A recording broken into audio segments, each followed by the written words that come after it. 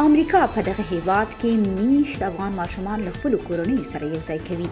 د امریکا د بهرنیو چارو وزارت اعلان کړی چې دغه هیواد ته لیږدول شوي افغان ماشومان له خپلو کورنیو سره یوځای کېدل د دوی له لومړیتوبونو څخه دي.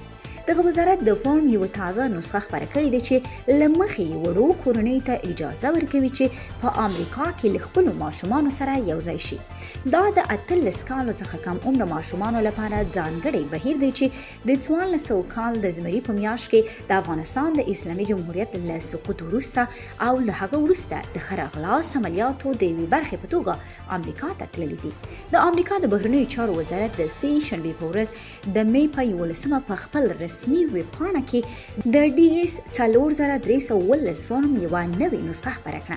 هغه افغان ماشومان چې په خپله په امریکا کې دي او د دوی د کورنۍ مشران او ورونه امریکا ته د تګ په بهیر کې شامل دي اجازه ورکول کېږي چې له خپلو ماشومانو سره یوځای شي.